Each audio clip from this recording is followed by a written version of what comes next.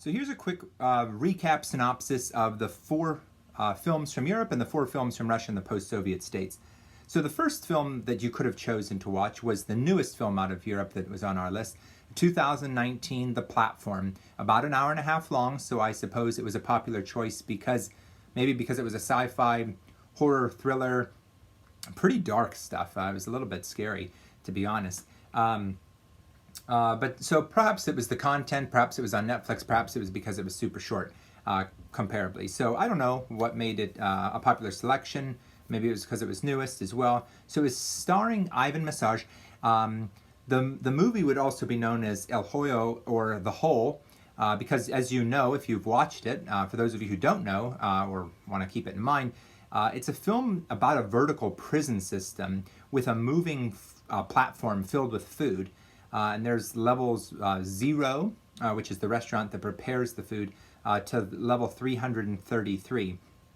And so this food on a table or platform descends through all the levels. Obviously, the food runs out by the time it gets to a certain level, and that varies depending on how much people are eating. There's 2 prisoners or occupants per level.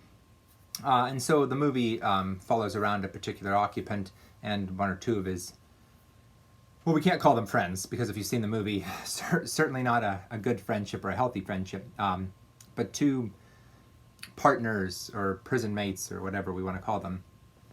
So you can enter this as a form of punishment, like the main character's first cellmate entered for manslaughter because he accidentally pushed or threw something out the window and killed somebody. Or you can enter willingly in order to get something or help set up something. And so that's what we see with the main character. He actually goes there in exchange for a diploma. And we see that with Miharu, who supposedly goes in for an acting career. So it's an interesting film. Main message out of it would definitely be solidarity. Perhaps an anti-capitalist message you can get out of that. It's a bit of a trickle-down economics that those at the top will just knowingly and generously give to those that are below them. You can make your own determination if that's what's happening out in society. This movie certainly doesn't buy into that. And so what we see is the main character wants to try to stick it to the man, to the people up top, that there will be food left over, because if people band together, there some sort of change can be enacted and people can come together for the common good. This movie was out of Spain, if I didn't already mention that. So that was your first option. Second option was the 22nd of July. It's a 2008 film, about 2 hours and 20 minutes, so about a whole hour longer than the last film. It's out of Norway. It was also a film that could be found on Netflix. It was starring Anders Danielsen Lie, written, directed, and produced by Paul Greengrass. And so what this film is about is the worst terror attack in Norway's history, obviously excluding events found in war, such as World War II. So this terrorist attack was launched by Anders Behring Breivik on July 22nd, hopefully you figured that part out, 2011. And he killed 77 people. He killed 8 people in Oslo in the government district near the executive branch. And then he killed 69 people on Utoya Island. This is an island where there was a youth summer camp. And so the film shows the attacks and some of the motivation behind Anders Behring Breivik's rationale, again, motivation, inspiration for the attacks. He's right-wing fanatic, religiously motivated. He believed that he was launching this as a counterattack, that it was a coup d'etat. He was anti-elitist, anti-communist, anti-Marxist. He was xenophobic, I guess, to be straightforward. Didn't believe in a changing culture, didn't believe in acculturation or assimilation in Norway. He wanted Norway to remain white, Christian, Norwegian from his view. And so that's obviously a dangerous mentality because it sparked a major attack. And so again, the film shows the attacks, and then it shows particularly one main character, VR Hansen, and his brother Torje, but it shows VR's recovery because he was shot multiple times. And again, this film, not a very light or pleasant film either. Perhaps not as freaky as the platform, but definitely still dark as well. So the Hansens, VR and Torje, they're brothers. They're from Svalbard, which is an island associated in part of Norway near the Arctic Circle, very small community. They're part of the youth summer camp that's associated with a left-wing party, a leftist political movement. So that's why that island and summer camp is targeted. You'll see that eventually Anders Behring Breivik is sentenced to prison, solitary confinement. He almost sort of wanted to address the court, and you could, if you ever did want to sort of Google or YouTube his real life time in court, it's kind of disturbing. He definitely wanted that time and that day in court and used it as a platform to continue his sort of war. So the next one, The Devil's Mistress, this is 2016. It's just under 2 hours. Also available on Netflix. So if you do have a Netflix subscription, fantastic sub-region this week. Also free trial available if you didn't have one, and other ways of watching these films as well. So it's starring Tatiana Pahova. This is a Slovak actress. The film is based on a Czech actress in real life, but played by a Slovak actress. And again, Czech Republic and Slovakia were once Czechoslovakia, and they split on the first of the year, 1993. It's called the Velvet Revolution because it was so smooth and so peaceful. So she plays, this actress, Tatiana, she plays Lida Barova. And Lida Barova is, again, a Czech actress who travels between the Czech Republic and Austria in the time leading right up to World War II. She has an affair. Her marriage is on the rocks, and his marriage is complicated, to say the least, with Joseph Goebbels and his wife Magda, which you'll see in the film. Nevertheless, she's an actress. She has an affair with Joseph Goebbels. And Joseph Goebbels is the minister of propaganda for Adolf Hitler's Third Reich. Dangerous man to be dabbling with.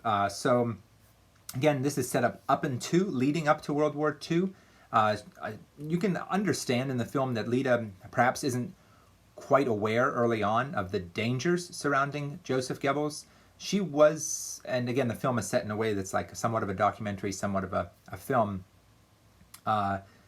And you can tell that she maybe didn't know how dangerous he was at the beginning, yet she was infatuated with his intelligence and his demeanor and the power that he exuberated. So, nevertheless, this affair, this relationship with Joseph Goebbels led to her family being in imminent danger, and even herself, because she had to deal with the citizenship of being Czech-Austrian, also being in Germany at the time, where they're exterminating lots of people. So, interesting film.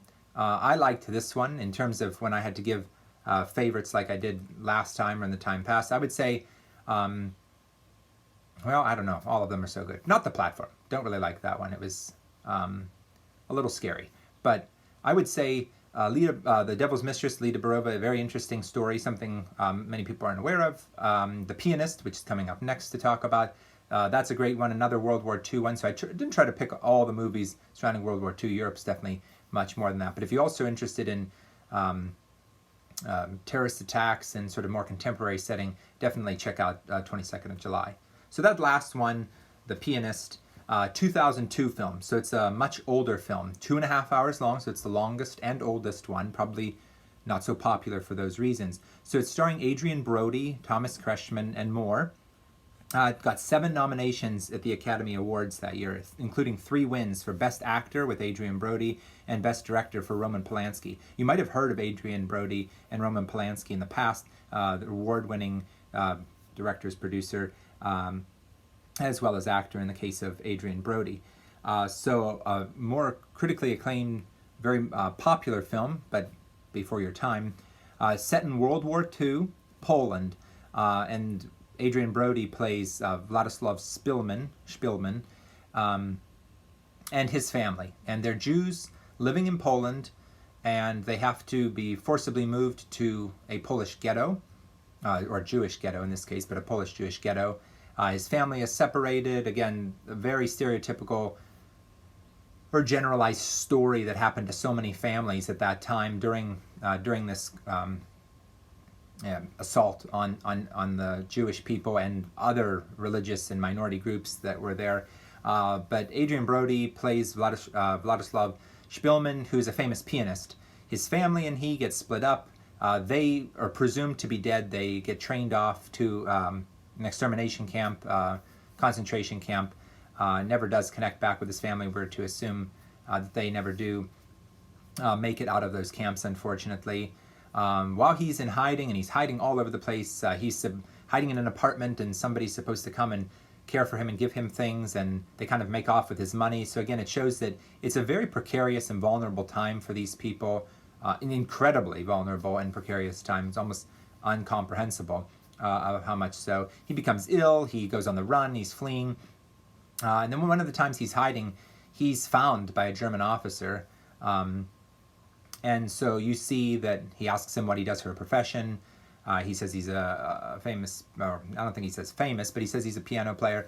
To prove it, he plays him a song on the piano. Whether he's just moved by the Chopin, that's a famous Polish musician, whether he's, again, moved by his work, or just by seeing him in his condition and just sort of feels bad for him, he helps him. He gives him a can opener for his little food that he couldn't get open. He gives him a little bit of food. He helps him in hiding, gives him his jacket in times of cold.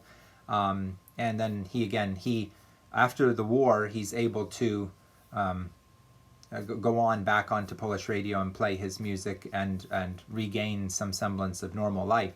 At the end of the film, he does come to be aware that the German officer then becomes imprisoned when the area was freed. And when he goes back to check on this, he's not there. So a bit of a role reverse or turntables being flipped. So those are your European films, strictly Europe. And then we have 4 films from Russia and the post-Soviet states. So we have Armenia, Azerbaijan, Georgia, the country, not the state. We also have places like Belarus, Kazakhstan, Tajikistan, Turkmenistan, Uzbekistan, Kazakhstan, if I didn't mention that one, and Russia, large, huge country. So the first one, Intent to Destroy, : longer title. 2017 film, about 2 hours long. I would maybe recommend this one first. If you haven't seen it yet, you probably should watch it. Available on Amazon Prime and others. It's about the Armenian genocide, and so it's out of Armenia. It's a documentary by Joseph Berlinger about the Armenian genocide in the wake of World War I. This is something that until just a few years ago I wasn't even aware of myself. I'm sure many of you aren't aware of it. I don't want you to leave this class being unaware of it, so I think it's, again, a film you should watch, or at least watch this, although I doubt if you will watch this one, to be honest. But nevertheless, so we're talking 1914, 1915, World War I is beginning. We have the Ottoman Empire, largely governed by the Turkish people. But however, the ethnic Armenians have been there for some time longer. They're a Christian group, and a group that, again, has resided in the region longer. The Ottoman Turks, mostly Muslim, they've been there a shorter time, but they definitely have a control on the political regime of the time. They use this, the 3 pashas, government officials, band together, and they use World War I as a guise to exterminate the Armenian people. They wanted to keep their numbers between 5 and 10% in any given place and kill all the rest to keep them in a minority that was so small that they couldn't ever rise up or do anything. So they take the able-bodied men and they put them to work, and they eventually kill them. They put them on deportation marches, kill them out on their way to another country, or they just release them into the deserts and they ultimately perish that way. So the genocide in its heart takes place between 1915 and 1917, a little longer, though, to be honest, because they're continually persecuting these people. And they kill 1.5 million people in a very short period of time. In about 2 years, they actually get to that 1.2, 1.5 million mark. So they're killing people even faster than what the Germans did in World War II. And it's no secret that the Germans, Adolf Hitler, gets his inspiration for population control and population movement through the Turks in World War I. The Germans actually helped the Turks in this situation through railway system and other forms of a relationship. So again, it's not discussed today, largely for geopolitical reasons, which you'll see in the film. There was several The 40 Days of Musa Dagh, Arath, The Promise, several films that tried to come out, or did come out in the case of The Promise, starring famous American actor Christian Bale. But again, it's largely been squashed. Some U.S. presidents have admitted that there's been a genocide in Armenia, but once they come into office, they don't say that because they're, I don't want to say afraid, but it's too complicated to admit that because it would displease our Turkish ally, our NATO ally of Turkey, which is a major hub of getting things in and out of Iraq, Iran, Afghanistan, Russia, and other parts of Europe. So, and the Syria and others, to say the least. So, again, they have a bit of a stronghold or a muzzle on us and other geopolitical allies. The Turkey continues to deny this ever happened. Winter on Fire is a 2016 film, again available on Netflix, about an hour and 40 minutes, a bit of a shorter one in this one. It's out of the Ukraine. It's a documentary by Evgeny Afanevsky. It takes place from November 2013 to February 2014 of the Euromaidan protests in Kiev, Ukraine. Kiev is the capital of the Ukraine, again, once part of the Soviet Union, now an independent country. And what we see there is the rejection of the EU and a coziness to Russia, and I'm oversimplifying, of course, but this is only a 20-minute film.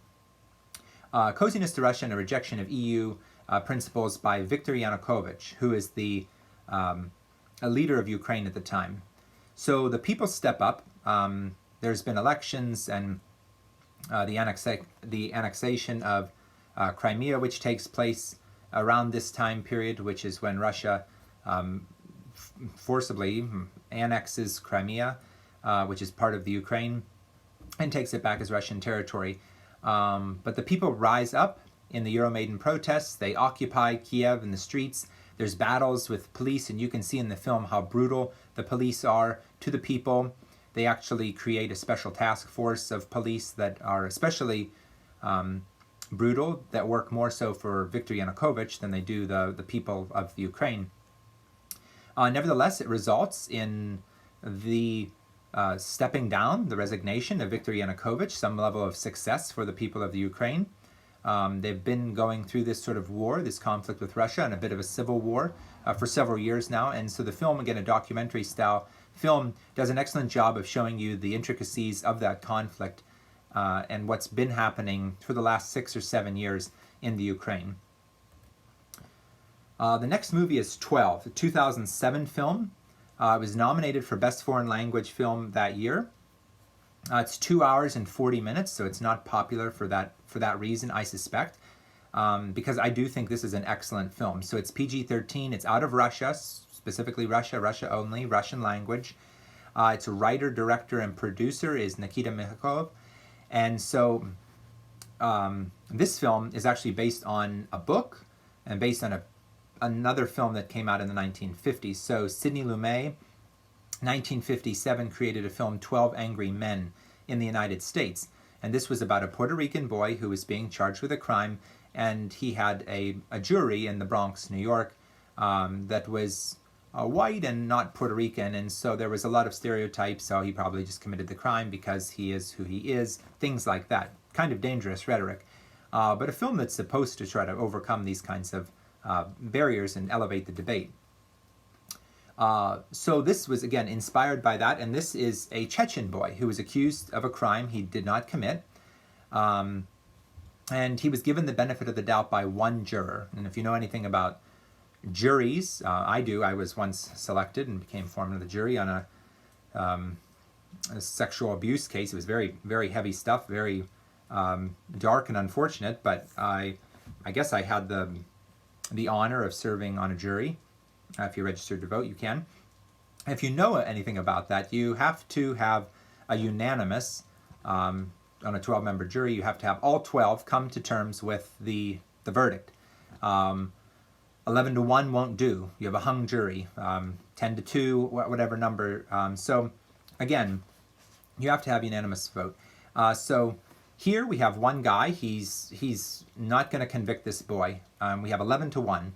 And slowly the film works through, not to spoil it, but it works through giving him the benefit of the doubt, trying to convince other jurors that they're being xenophobic, racist, hurtful, harmful.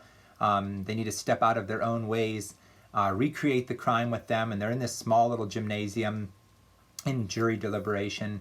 And they work through it, and slowly, one by one, he converts each one to see the case objectively.